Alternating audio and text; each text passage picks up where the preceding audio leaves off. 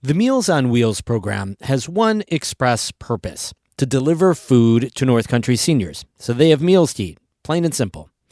But there's a tangential benefit. It's an opportunity to give some brief social time, some face time with older adults who may live alone, who may not see anyone else for days.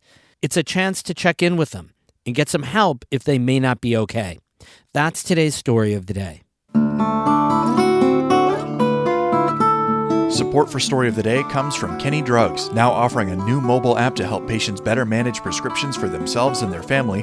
More at kennydrugs.com. And Clarkson University, offering over 95 programs of study with campuses in the Hudson Valley, Central, and Northern New York. More at clarkson.edu. Hey, I'm David Sommerstein. It's Friday, November 10th. First up, more than 50 people gathered for a rally at SUNY Potsdam yesterday to call for fair funding across all SUNY campuses. In September, the university announced multiple degree programs would be cut to close a $9 million structural deficit. Catherine Wheeler reports those cuts have been made official. What do we want? No cuts at SUNY Potsdam! When do we want it? Now! Faculty and staff, community members, and other union people gathered outside of Barrington Student Union to rally against cuts that are coming to SUNY Potsdam. Union power! Union power! United University Professions held the rally. It's the union that represents faculty and staff across the SUNY system. UUP President Fred Kowal says the state's failure to adequately fund higher education has led to these hard financial times. This is a time to turn a corner on that, to bring the resources that are needed to the campuses that suffered the most, like Potsdam, and then to build forward, grow out of the present crisis of, perhaps enrollment is down a little bit. Well, enrollment will grow if the resources are provided to the campuses. SUNY Potsdam says it will phase out 9 degree programs over the next 3 to 4 years. They include physics, Spanish, dance, theater, and art history. In addition to that, no new students will be admitted to the arts management degree. It will be deactivated until the degree can be reviewed. SUNY System Administration in Albany and the New York State Education Department approved the cuts earlier this month. The university saved 4 programs: biochemistry, the Bachelor's of Arts in Chemistry, and the public health undergraduate and graduate degrees. I'm concerned about an environment of instability, and I'm concerned about what's being lost in the name of saving the campus. That's Jennifer Mitchell. She's an associate professor of English and Communication at SUNY Potsdam. Because basically what they're looking at is, in some cases, they've proposed eliminating departments, but still offering the courses, which means staffing them with contingent faculty without the structure and the strength of a department behind them. In a statement to faculty and staff, SUNY Potsdam President Suzanne Smith said the cuts do not mean all faculty positions within those degrees will be eliminated. But the university is offering a voluntary separation program for faculty who are retirement eligible. SUNY Potsdam says it's still too early to tell how many faculty and staff will be affected by the cuts. That will depend on how many people retire. Mitchell says she's worried about how this will impact the entire community. Every time where faculty and staff are cut, it has an economic ripple effect throughout the community. There's just no doubt. Unfortunately, we are one of the remaining industries. Mitchell says she hopes more communities across the state will take note of what's happening at SUNY Potsdam as more colleges face similar enrollment and financial problems. Catherine Wheeler, North Country Public Radio in Potsdam.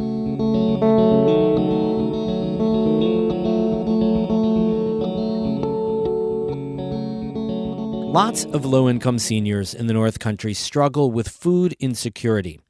Local offices for the aging host free in-person lunches to help. But not all seniors can make it to those lunches. Many can't drive or don't have a car and live in rural areas far away from the nearest senior center. Lucy Grindon rode along with a Meals on Wheels volunteer, delivering meals to seniors, and brings us this story. Every Monday, Carol Raymonda spends an hour and a half driving to remote homes outside St. Regis Falls, delivering meals to seniors. She parks her car and grabs a paper bag from the trunk. Today's lunch is tomato basil soup. Some people get 1 meal at a time, others get up to 4, lunch and dinner for Monday and Tuesday. Raymonda never just leaves the food on the porch. She always knocks on the door and chats for a while. Hi, beautiful. Hello. The woman who lives here has Alzheimer's disease. We step into a small, clean living space. There's daytime TV on in the background. So how are you doing today? It's been bad, but I feel a little better now. Raymonda gives the woman a long hug. Okay. It's rough. It's a rough day today. Yeah, it is. I know. Raymonda says she always gives a hug if someone seems like they need one. Sometimes she makes sure the hug lasts a full minute, counting to 60 in her head. Generally, people only hug for like 10, 15 seconds. They found if you hug them for a lot longer time, they start relaxing. I try to give her a hug most times I get in there, depending on how she is, because some days she's okay, she doesn't need a hug, but most of the time lately, she needs the hug. A lot of the seniors in this area are extremely isolated. Some of them don't have any family nearby, and they may not see anyone all week, except for the Meals on Wheels drivers. Their homes are miles away from the nearest town center, far from the nearest grocery store or restaurant. Raymonda says she feels compelled to help break through that isolation. I keep doing it because I feel I'm the only person they're seeing. If I don't do it, and we don't have the people to do it, I feel I have to do it. I feel like I have an obligation. And I'm hoping when I get older, the services are there for me. The St. Regis Falls Adult Center, which coordinates the volunteer drivers like Raymonda, is the only one that serves this large 5-town area. Raymonda really knows all her clients. She's been delivering to them for years. She even knows their dogs by name. There's Daisy. She keeps treats in the trunk of her car. Here you go, Daisy. Come on. I'm sorry, I forgot all about lunch coming. Raymonda is bringing food to these seniors, but she's also doing something else. She's talking with them, seeing them, asking about their health. How's your doctor's appointment go? How's your back? Better? A little. Good. Part of Raymonda's job as a volunteer is to make sure the seniors are okay and that they're getting the help they need. When somebody doesn't look like they're doing well, I just report it to Barbie, and she gets the people that needs to do services to come in. That's where Barbie Fitzgerald comes in. She's the director of the Adult Center and also works for the Office for the Aging. We are a very low-income area, and a lot of seniors are very independent, and they don't like to reach out and ask for help. They need to realize the help's there. They've given all their lives, and it's time for someone to give back. Senior centers throughout the North Country help people get access to the services they need. It could range anywhere from getting fuel oil to fixing a decrepit front porch. I can assist with every step of the way, getting the paperwork, filing the documents, and everything that they need. The main thing I hear Carol Raymonda trying to communicate to the people she's visiting again and again is that the staff and volunteers at the Adult Center are there for people if they need help. One woman is sitting by her front door, waiting when Raymonda arrives. She says she's been feeling sick to her stomach, and she wishes she had something carbonated to settle it. Raymonda offers to bring her some ginger ale. The woman's eyes widen. If you need anything, call the center. Really? Yes. Are you serious? Yes. We've run out to people's house with ice cream. We run out with... Ice cream. Oh. You know I love ice cream. So, I didn't know that. You just call the center if you're short on something and you don't have anybody to take you there.